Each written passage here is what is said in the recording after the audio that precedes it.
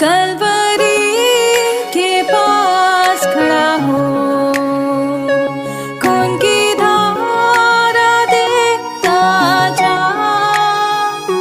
तेरे पापों का यही दाम दिया है मसीह यीशु ने।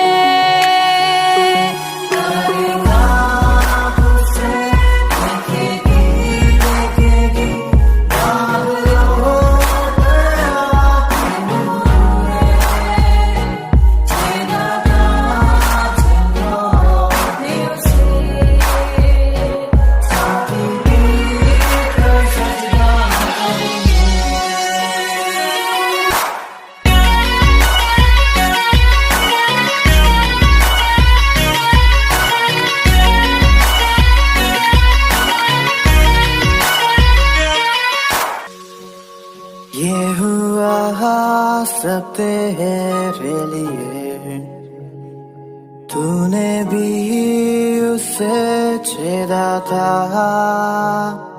फिर भी प्यार से वो बुलाता, जाता क्यों नहीं तू उसके पास, फिर भी प्यार से वो बुलाता, जाता क्यों नहीं तू उसके पास।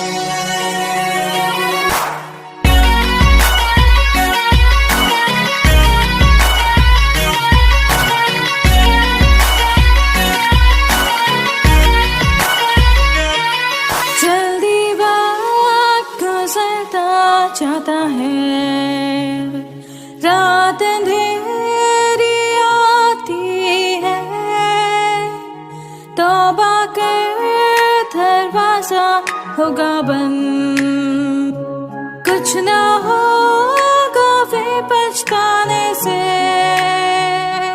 तौबा कर दरवाजा होगा बंद, कुछ ना होगा फिर पछताने से।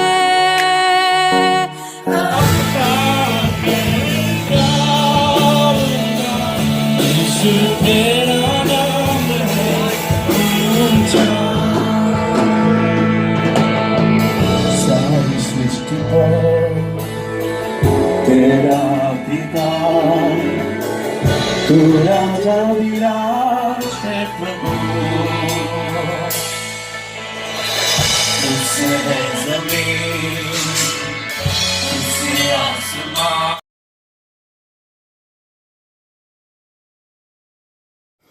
हम प्रभु परमेश्वर को धन्यवाद देते हैं आज की सुंदर सुबह के लिए, कि परमेश्वर ने आज की सुंदर सुबह एक बार फिर से मुझे और आपको दी है कि हम परमेश्वर के पवित्र चरणों में आकर परमेश्वर की महिमा करें।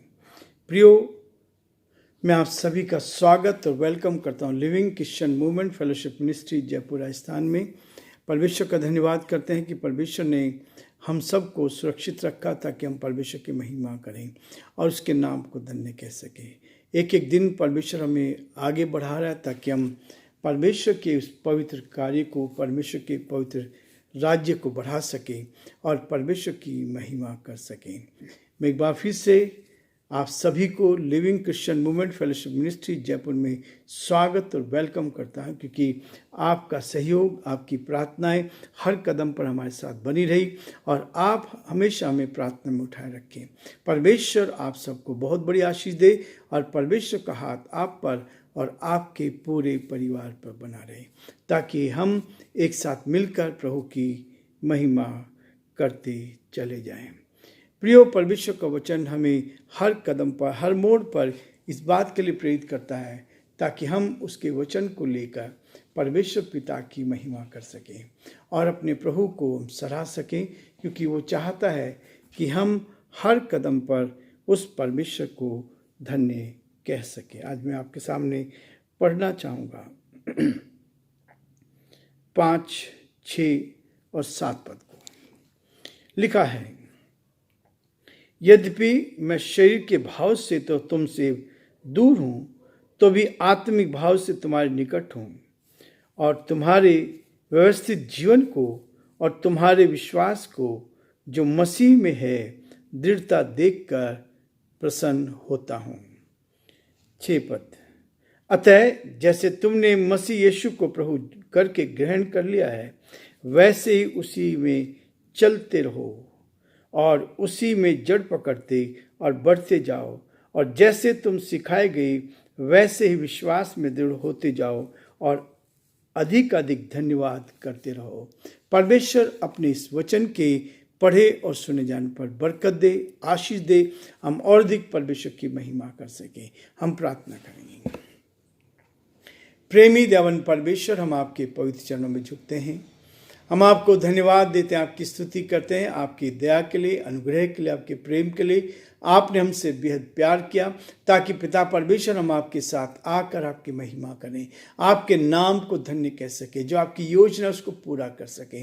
हमारा हृदय आपके प्रति धन्यवाद से भरा है प्रभु। एक एक दिन आप हमें संभाले रखते हैं, एक एक दिन आप हमारी अगुवाई करते हैं, हमें अपने हाथों में रखते हैं ताकि हम आपके साथ साथ आगे बढ़ते जाएं, आपकी महिमा कान बन सके, जो आपकी योजना उसको पूरा कर सकें। अंधकार की दुष्ट की वो सारी चालें प्रभु यीशु आपके नाम से की जाए और जो आपकी इच्छा पूरी की जाए। हम प्रार्थना कर हमारे सभी श्रोताओं के लिए, सारे भाई बहनों के लिए प्रभु जी, पूरे हिंदुस्तान के अलग क्षेत्र में जहां से प्यार परमेश्वर की आवाज सुन रहे हैं, हम प्रार्थना करते हैं हर एक को संभाल, हर एक की मदद कर, हर एक की सहायता कर, हर जन आप में सुरक्षित रहे, आपकी महिमा कान बन सके और जो आपकी योजना प्रभु जी उसको हम आपके नाम में पूरा होता देख सकें। बड़े आदर के साथ हम अपने सभी भाई बहनों को आपके हाथ में सौंपते हैं। यदि कोई बीमार है, परेशानी में, कठिनाई में, दुख में, मुसीबत में है, आप उनकी सुधि ले। सारे श्रोताओं को आपके हाथ में सौंपते हैं, सारे भाई बहनों को प्रभु जी जो हमारे साथ जुड़कर आपकी महिमा कर रहे हैं,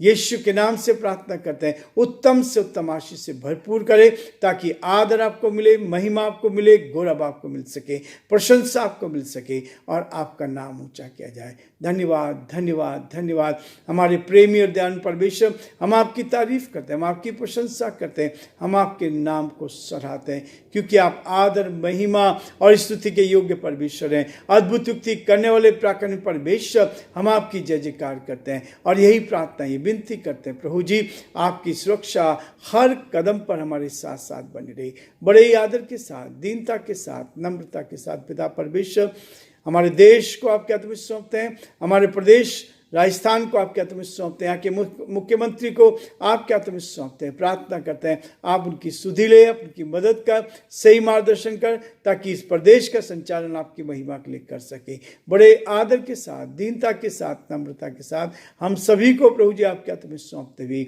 इस प्रार्थना को अपने प्रभु, अपने धार करता यीशु मसीह के नाम से मांगते हैं, आमीन। प्रिय प्रभु का धन्यवाद करते हैं कि परमेश्वर हमारे जीवन में एक एक दिन बढ़ोतरी करता है, एक एक दिन हमें आगे बढ़ाता है, ताकि हम एक एक दिन उसके साथ साथ बढ़ते जाएं और जो प्रभु की इच्छा है उसको पूरा कर सकें। परमेश्वर की इच्छा यह है कि यद्यपि मैं शरीर के भाव से तो तुमसे दूर हूँ, तो भी आत्मिक भाव से तुम्हारे निकट हूँ। आत्मा में जब हम करीब में रहते हैं, एक आत्मा दूसरी आत्मा के साथ मिलती है, जब शुद्ध आत्मा और पवित्र आत्मा एक साथ मिलती है, तो परमेश्वर हमें एक कर कर अपनी महिमा को प्रकट करता है, ताकि हम एक दूसरे को प्रोत्साहन कर सकें, एक दूसरे को प्रभु में उठा सकें और एक दूसरे की मदद कर सकें। प्रभु यही चाहता है। आत्मिक ज्ञान में बढ़ने का मतलब यह है कि हम एक दूसरे के साथ खड़े होना सीख सकें, एक दूसरे के हित की चिंता करें, एक दूसरे के साथ खड़े होकर परमेश्वर की महिमा करें। जो वचन को नहीं जानते हैं वो एक दूसरे का विरोध करते हैं। प्रभु का वचन कहता, विरोध या झूठी बड़ाई के लिए कुछ ना करो। विरोध या झूठी बड़ाई के लिए कुछ ना करो, लेकिन परमेश्वर का वचन कहता है अपने उन अंगों को मार डालो जो पृथ्वी पर हैं। अपने उन अंगों को मार डालो जो पृथ्वी पर, अर्थात व्यभिचार, अशुद्धता, दुष्कामना, बुरी लालसा और लोभ को, जो मूर्ति पूजा के बराबर है। इन्हीं के कारण परमेश्वर का क्रोध आज्ञा न मानने वालों पर भड़कता है। इसलिए प्रियो, परमेश्वर का वचन कहता है आज संसार में क्या हो रहा है, संसार की बातों में क्या हो रहा है। वचन कहता है एक दूसरे से झूठ मत बोलो, एक दूसरे से झूठ मत बोलो। यह है वास्तव में कसौटी परमेश्वर के वचन की। जब आप परमेश्वर के वचन को लेकर चलते हैं तो झूठ आपके अंदर नहीं होना चाहिए। प्रभु कहता है कि झूठ को समाप्त करो, झूठ को दूर करो, झूठ हमारे जीवन से अलग किया जाए। हम परमेश्वर पिता के साथ साथ बढ़ सके, परमेश्वर पिता की महिमा कर सके, और जो परमेश्वर ने सामर्थ्य दी है, शक्ति दी है, उसमें होकर हम आगे बढ़ते जाए। इसलिए वो कहता है शरीर में तुम्हें के भाव से तुमसे दूर हूं, परंतु आत्मा के भाव से तुम्हारे निकट हूं। आत्मिक व्यक्ति एक दूसरे को प्रोत्साहन करता है, आत्मिक व्यक्ति एक दूसरे की कमी को दूर करता है और ये नहीं चाहता कि जो कमी है उस कमी को उजागर करें। परमेश्वर चाहता है कि हम एक दूसरे को उठा सकें। प्रियो, परमेश्वर का वचन हमें इस बात के लिए प्रेरित करता है। लोग, मुझे नहीं मालूम कि वो वचन को पढ़ते या नहीं पढ़ते हैं। दूसरों के कमजोरी को लेकर हम एक दूसरे को गिराने की कोशिश करते हैं, परमेश्वर के वचन को ताक पर रख देते हैं। परमेश्वर का वचन कहता है, गलातियों उसका 6 अध्याय, मैं इस बात को जानता हूं, परमेश्वर ने बहुत कड़ाई से मुझे सिखाया था इस बात के लिए। इस बात के लिए कहता है, हे भाइयों, यदि कोई मनुष्य किसी अपराध में पकड़ा भी जाए, तुम जो आत्मिक हो नम्रता के साथ ऐसों को संभालो और अपनी भी चौकसी रखो कि तुम भी परीक्षा में ना पड़ो। एक दूसरे के भार उठाओ। कहाँ उठा रहे? हम तो उजागर कर रहे हैं, हम तो लोगों को गिराने की कोशिश करते हैं। प्रोफेसर विजेंद्र के विरोध में कितने लोग खड़े हो गए हैं। वचन तो कह रहा कि तुम एक दूसरे का, यदि कोई मनुष्य किसी अपराध में पकड़ा भी जाए तो तुम जो आत्मिक हो, आत्मिक व्यक्ति कभी भी बाहर आकर नहीं कहेगा। आत्मिक व्यक्ति दूसरों को संभालेगा, आत्मिक व्यक्ति दूसरों की मदद करेगा। ऐसा कहता है, यदि कोई मनुष्य किसी अपराध में पकड़ा भी जाए तो तुम जो आत्मिक हो नम्रता के साथ ऐसों को संभालो और अपनी भी चौकसी करो। आज से 20-25 साल पहले जब मैं प्रभु में बढ़ ही रहा था, मैंने एक भाई को जो पुलपुर से प्रचार करते थे, व्यभिचार करते हुए पकड़ा। तब प्रभु ने वचन मुझे दिया और आज तक किसी को नहीं बोला। कारण क्या है कि परमेश्वर चाहता आत्मिक व्यक्ति कमजोरियों को ढांपता है, ना कि उजागर करता है। हम एक दूसरे की मदद करने के लिए तैयार हुए हैं ताकि हम एक दूसरे की मदद करें, और उसका परिणाम ये हुआ कि परमेश्वर ने हमें बहुत उठाया ताकि हम उसके साथ ईमानदार बनकर चलते जाएं। यदि कमजोरी भी है तो उसका परिणाम परमेश्वर देगा। परमेश्वर हमारे मन को जानता है। जो आदमी गलत कर रहा है उसका नतीजा परमेश्वर की ओर से उसको मिलेगा। हम कोई नहीं होते किसी को दोष लगाने वाले, किसी को इन चीज़ों में उंगली उठाने वाले। परमेश्वर चाहता है कि हम एक मन होकर उसके साथ बढ़े और न केवल उसके एक दूसरे को प्रोत्साहन करें। और वो कहता है, तुम्हारे विश्वास की जो मसीह में है दृढ़ता देखकर प्रसन्न होता हूँ। और आगे 6 पद में कहता है, जैसे तुमने मसीह यीशु को प्रभु करके ग्रहण कर लिया है वैसे उसी में चलते भी जाओ। यदि सच्चे मन से आपने प्रभु को जाना है, सच्चा मन आपने प्रभु को अपने जीवन में लिया है, तो कोई भी ताकत आपको वहां से अलग नहीं कर सकती। यदि आपकी आत्मा शुद्ध हो गई है, यदि परमेश्वर ने आपकी आत्मा को छू लिया है, तो कोई भी ताकत आपको मसीह के प्रेम से अलग नहीं कर सकती।